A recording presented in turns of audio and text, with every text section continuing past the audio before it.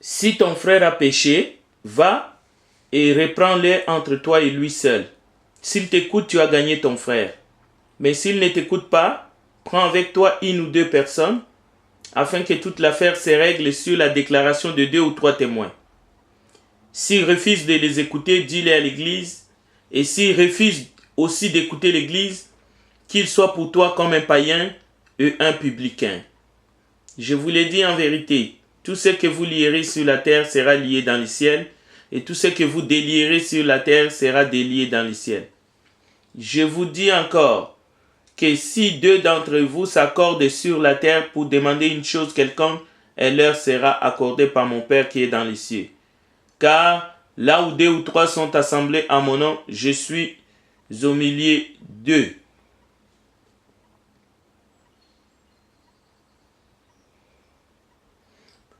L'exhortation de cet après-midi, vendredi 7 juillet 2017, s'adresse à ceux qui sont déjà membres dans une église locale, plus particulièrement, mais aussi à ceux qui ne le sont pas, afin qu'ils puissent en devenir. En croyant en Jésus-Christ, en se repentant de leurs péchés, et aussi en confessant le nom de Jésus, en étant baptisés au nom de Jésus pour le pardon de leurs péchés. Nous voulons ce matin partager avec vous un événement malheureux qui s'est passé dans l'assemblée qui se réunissait à Corinthe. Un chrétien est une personne en qui Christ vit, pas de manière physique, mais il est une habitation de Dieu en esprit, une résidence spirituelle selon Paul. Examinez-vous vous-même pour savoir si vous êtes dans la foi, éprouvez-vous vous-même pour savoir si Christ vit en vous. Peut-être que vous ne soyez réprouvés. 2 Corinthiens chapitre 13, verset 5. Selon Paul, si Christ vit en une personne, celui-ci est transformé totalement. Selon Jésus, à Nicodème, cette personne est née de nouveau. Chacun devra faire attention à l'avertissement de Paul aux Corinthiens, en nous examinant pour savoir si nous sommes dans la foi. La foi n'est pas à confondre avec le courage d'un jeune scout ou le désir d'en faire toujours trop. La foi, ce n'est non plus la témérité, c'est-à-dire le désir d'affronter les dangers. Paul a cru qu'il est possible que le membre de l'Église soit trompé. C'est pour cela qu'il dit aux chrétiens de l'Église de Corinthe, examinez-vous vous-même pour savoir si vous êtes dans la foi. Éprouvez-vous vous-même.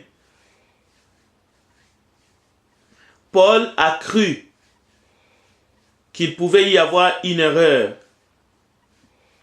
parmi les membres du corps du Christ. Et si une personne se rendait compte qu'il n'était pas dans la foi, l'enseignement que nous avons de l'apôtre du Seigneur, c'est que chacun peut reconnaître son état, se repentir et se tourner vers le Christ. Mais une personne qui se trompe soi-même sur son état est aveugle par rapport à ses besoins. Elle sourit alors qu'elle roule sur la route conduisant en enfer. Pire encore, elle prend la paix et la joie qu'elle ressent comme preuve de son salut, ne comprenant pas qu'elles ne sont que le fruit de sa propre tromperie. Dans son cas, malheureusement, l'ignorance devient une rosée, mais qui n'est que temporaire. L'ignorance était en fait le problème dans l'église de Corinthe.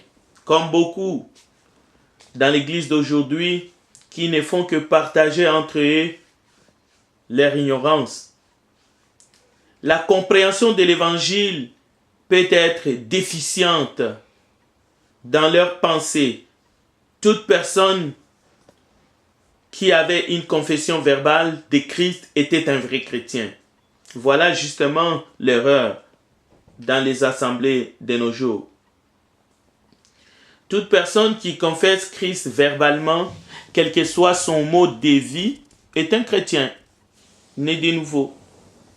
Et nous avons un exemple de ces cas, dans l'église de Corinthe, un de leurs membres effectifs, vivait dans l'immoralité adultérine avec sa belle-mère. Pour Paul, cependant, il n'avait pas pris le temps de faire ce que nous venons de lire dans Matthieu chapitre 18. Il a ordonné tout en décrivant cet homme comme un méchant, parce qu'il vivait avec sa belle-mère. Paul dira, écartez le méchant du milieu de vous. 1 Corinthiens chapitre 5, verset 13. Les hommes dans l'église de Corinthe étaient comme des pétards mouillés. Ils toléraient les gros mensonges de cet homme en public. Ils savaient que cet homme couchait avec sa belle-mère. Mais ça leur faisait plutôt rire.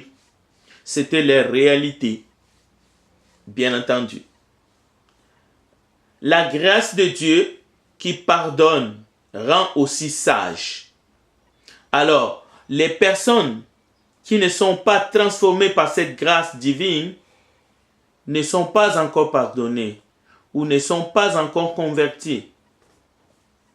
Et Paul dira qu'ils n'hériteront point du royaume de Dieu. Paul donne la liste des gens qu'il considère poussés par l'esprit comme étant des injustes ou des méchants, qui ont besoin du salut, qui ont besoin de la grâce de Dieu, mais qu'il ne faut pas incorporer ni confondre comme étant des membres dans le corps du Christ. Voici ce que Paul dit, 1 Corinthiens chapitre 6, versets 9 à 10. Ne savez-vous pas que les injustes n'hériteront point le royaume de Dieu? Ne vous y trompez pas. Ni les impudiques, ni les idolâtres, ni les adultères, ni les efféminés, ni les infâmes, ni les voleurs, ni les cupides, ni les ivrognes, ni les outragés, ni les ravisseurs n'hériteront le royaume de Dieu. C'est ici le nœud du problème. Pourquoi Paul n'avait-il pas ordonné aux chrétiens de Corinthe de suivre les 3 étapes de la discipline corrective donnée par Christ, qui sont confronter d'abord le frère qui s'est méconduit en privé, ensuite par un petit groupe, et s'il n'écoute pas le petit groupe, finalement, qu'il soit confronté par toute l'Église avant de l'écarter. Pourquoi Paul ne suit pas cet enseignement de Jésus dans Matthieu 18, versets 15 à 20, que nous avons lu au début? La réponse est simple. L'instruction de Paul ne contredit pas l'enseignement de Jésus. Mais l'instruction de Paul d'écarter le méchant dans l'assemblée de Corinthe signifie que l'enseignement de Jésus-Christ dans Matthieu 18 s'applique au vrai chrétien qui a péché. Parce que le chrétien membre du corps du Christ peut pécher aussi. Et dans ces cas, il faut suivre les étapes de la correction pour les ramener dans la vérité. Mais l'homme immoral à Corinthe, celui qui a pris sa belle-mère, cependant, il a prouvé au-delà de tout doute qu'il n'était pas un vrai croyant de Christ. Il était une taupe, un infiltré, un loup dans la bergerie, un voleur qui ne vient que pour voler, égorger et détruire. Son style de vie a démontré son vrai caractère.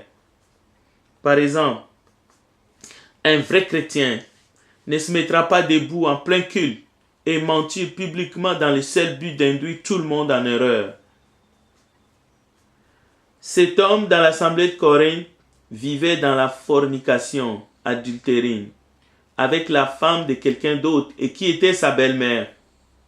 Une telle personne, de même que les idolâtres, les efféminés, les voleurs, les cupides, les ivrognes, les outragés et les ravisseurs ne pourront jamais hériter du royaume de Dieu, déclare Paul. Ils ont montré par leur style de vie qu'ils ne possèdent pas l'esprit de service de Christ. Ils n'ont pas été régénérés par le Saint-Esprit. Christ ne vit pas en eux. Donc, ils ne lui appartiennent pas. Romains chapitre 8, verset 9. Par contre, un vrai chrétien, celui qui est né de nouveau, un frère, lorsqu'il est trouvé dans le compromis, lorsqu'il a péché, la parole de Dieu nous donne la procédure à suivre pour le ramener dans la voie de la justice. C'est pour cela Paul, il a dit tout de suite, il dit pour moi, cet homme est déjà jugé, j'ai déjà jugé. Les Corinthiens devaient savoir mieux. Paul leur avait déjà écrit sur ce même sujet, mais apparemment, ils ne l'avaient pas compris. Je vous ai écrit dans ma lettre de ne pas avoir des relations avec les impudiques, non pas d'une façon absolue avec les impudiques de ce monde, ou avec les cupides et les ravisseurs, ou avec les idolâtres. Autrement, il vous faudra sortir du monde.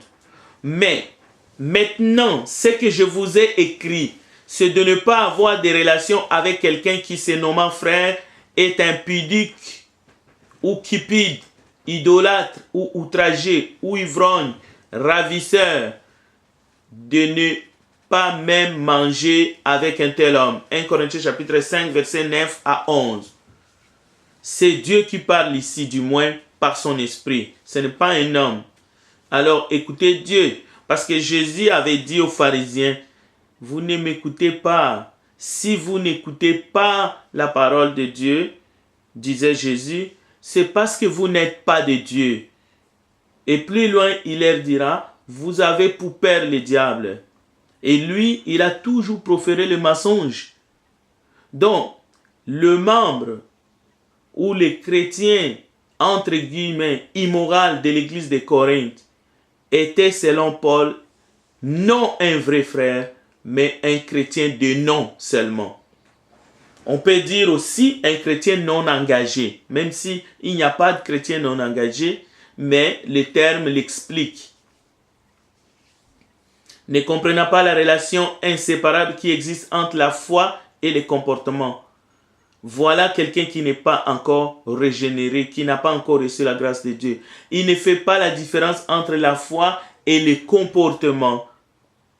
L'église de Corinthe à laquelle il appartenait n'avait pas non plus discerné que sa confession était fausse.